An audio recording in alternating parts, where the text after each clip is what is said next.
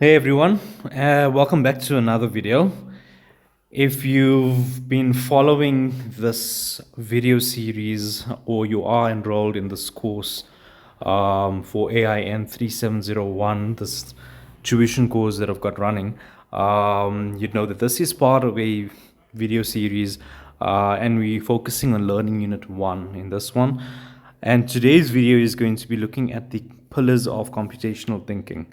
In the previous video, we looked at what computational thinking is as a concept, and we broke it down. And you would remember, if you watched the video, that you had some homework to do on this. So I'm really hoping that you guys did do that, because that's quite an important aspect to your learning. If you did not watch that video, I highly recommend that you first watch that video before watching this one and watch it in its entirety.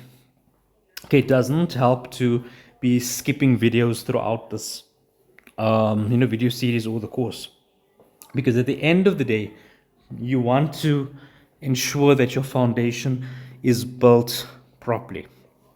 And it's quite fitting then that the diagram on screen for today's video is mirroring that concept, where we've got pillars over there.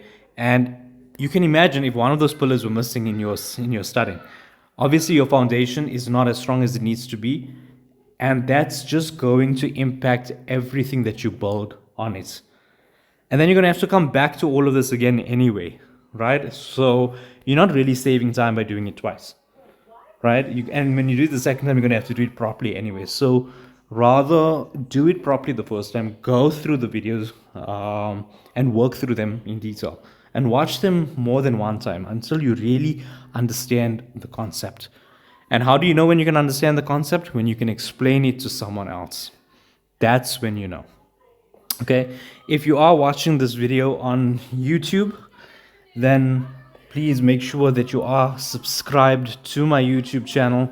I do create videos on the various modules on a periodic basis, and all of the content that I've uploaded onto my YouTube channel is free.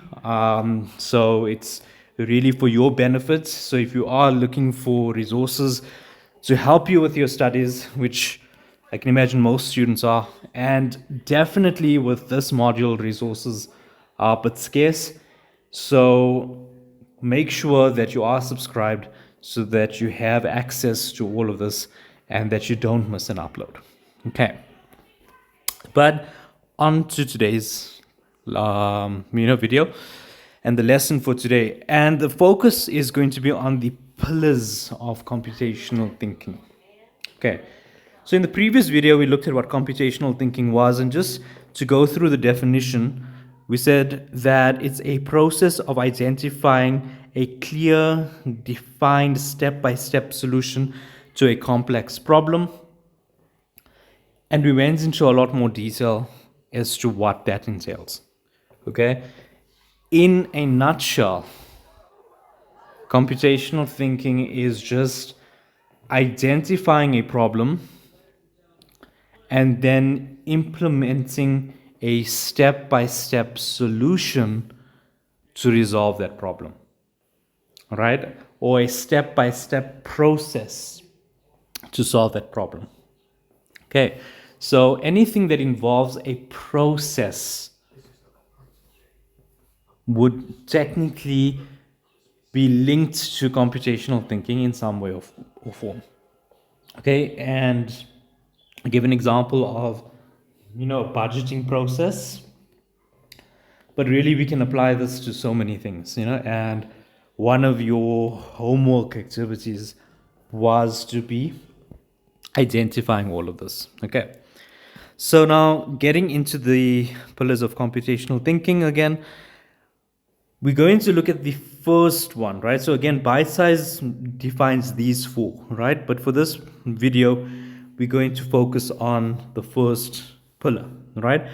So the four pillars are decomposition, pattern recognition, abstraction, and algorithms, right? This is something that is important for you to understand and to learn. Okay, in your course, yes, as practical as it is, there will be theoretical components to it as well. So the theory is important for you to learn and to understand. Okay, it's not just theory that you need to know for the sake of theory. You need to be able to apply this theory and to be able to discuss it so that it makes sense in your mind and you can articulate what this is actually about. Okay, so let's look at the first pillar, right? And the first pillar is talking about decomposition. Okay, now when you think of decomposition, what comes to your mind? Just think about that for a minute, right? Decomposition. When something decomposes, what happens?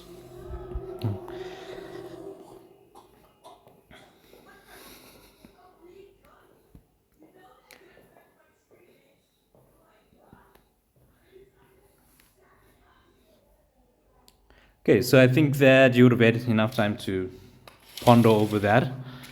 So when we think of decomposition, we generally, the image that comes to most people's minds is where you have something like food that's pretty much rotting, right? That's the layman explanation. That's the easiest and most relatable, picture that can come, or that would come to someone's mind. Now, that is decomposition, right? That's not technically inaccurate, but more to the point, more accurately, what decomposition actually is that it refers to breaking down something. So when something is decomposing, it's actually being broken down. Okay, so that's what decomposition refers to. So let's zoom into here. Now let's relate this, right, to AIN3701 or into the, computational thinking environments, right? So decomposition. What is decomposition? So Bite Size has another definition which says that decomposition is breaking down a problem into more manageable sub-problems, right? So it's just taking one main issue, right, that you need to do. So maybe you need to calculate the profit for the year, right, for a company, right? And maybe that now obviously entails so much. So now there's so many components to that when you start decomposing it, right, you can say, okay, well, there's other sub calculations we can do in order to calculate that main calculation, right? That is in a very basic way of explaining what decomposition would entail. So again, let's take it from the top, right? You need to calculate the profit or loss for the year for a company, right? Which components go into it, right? Income, expenses, taxation, right? Okay. Now, those three components can be broken down further, right? Because if you have total income, how do you get to your total income? There'll be individual income items which you can would add up together to give you your total income. Same thing for your expenses. You'd have multiple individual expenditure items which you would add together and you'd get your total expenditure. And then lastly, your taxation would involve certain calculations being performed and other components of taxation that would be taken into account. And then all of these put together would then give you your answer, your profit for the year. So this is again how this process of decomposition really works and how it's talking to computational thinking. So for those of you who, let me just zoom into that, right? For those of you who did FAC 1601, same example like what I've mentioned now, you would have calculated or learned how to calculate the net profit percentage of a business entity, right? Now, at first glance, obviously, net profit percentage, you'll think, whoa, okay, where do I even start, right? Again, right, where do you start? You would now look at what do I need in order to calculate this information, right? And then from there, you then start breaking that down into its individual components in the way that I actually explained it. And that's what it basically comes down to. Okay. So it's nothing that is too difficult to understand. It's just breaking down the problem into its individual components. If it's a calculation, what are your sub calculations essentially? Okay. Now, the illustrative example over here, this is going to be something that is going to be primarily your homework, okay? And this is what you guys are tasked to do, right? We will have another video that's going to go through this in more detail. But for now, the focus of this is to actually read through this illustrative example and then understand, okay, based on this illustrative example, what is it that is required from us, right? What is the problem, right? That we need to be solving. How do we go about solving the problem? And can we break it down into smaller components? Okay. So that's going to be your homework. That's going to be the task that you need to accomplish.